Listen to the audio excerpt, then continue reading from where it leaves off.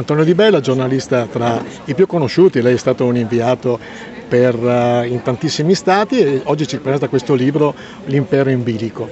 Quanto ci dobbiamo preoccupare?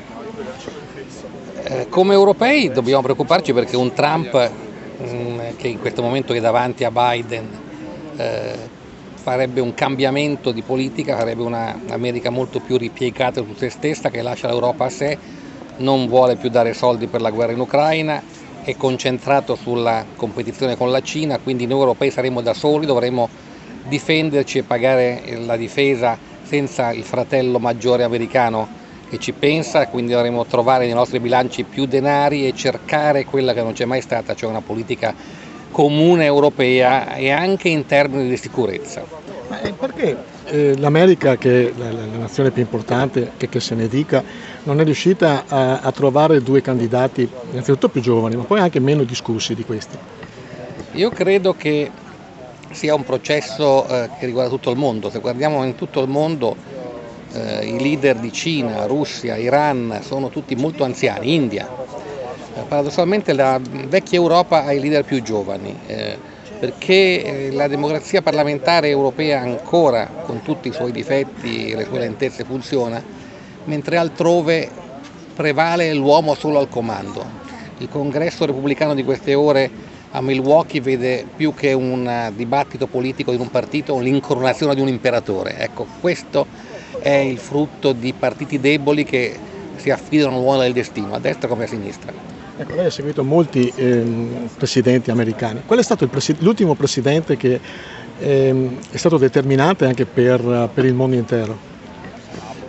Io sono legato a Clinton perché sono il primo periodo che ho fatto negli anni 90, ho visto la svolta clintoniana, che è una svolta moderata, centrista, globalista, una terza via si diceva allora, che ha fatto degli errori naturalmente, ma che ha portato del benessere. Io credo che ogni partito e ogni presidente porta un pezzetto di sé, non esistono i buoni e i cattivi. Oggi Reagan, che sembrava un demonio, viene rimpianto e lo stesso Biden, di cui tutti parlano male, invece in prospettiva si capirà che ha fatto bene, ha corretto gli errori di Clinton, ha riportato il consumatore fuori ma il produttore al centro, il lavoro dentro l'America, la competizione con la Cina, le infrastrutture, quindi ognuno dà il suo contributo, poi viene superato e questo fa grande l'America in misura secondo me superiore a quanto il nostro anti-americanismo di italiani, sia a destra che a sinistra,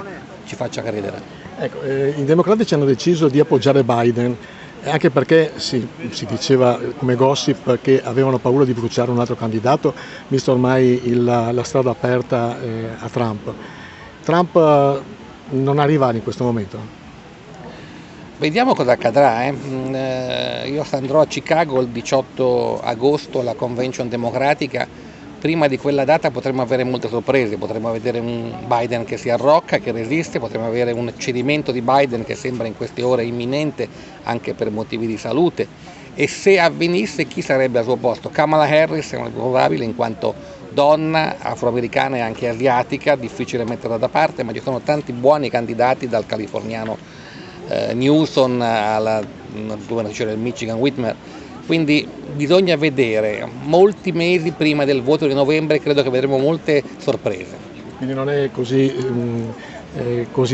sicura l'elezione di Trump, secondo lei?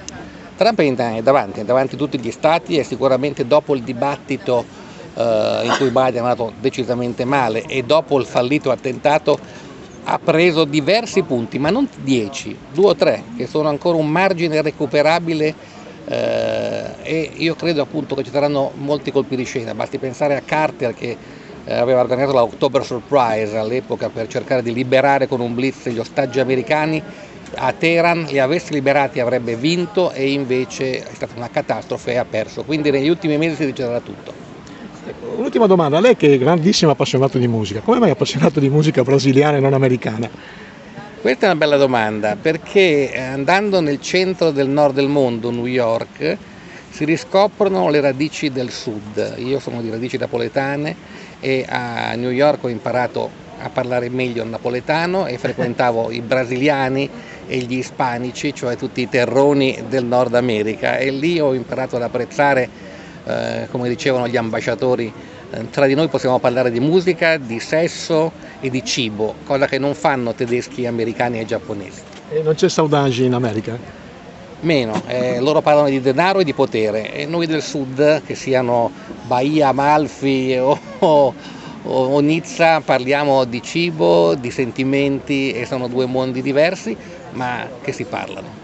Gentilissimo, grazie. Grazie. Buon lavoro.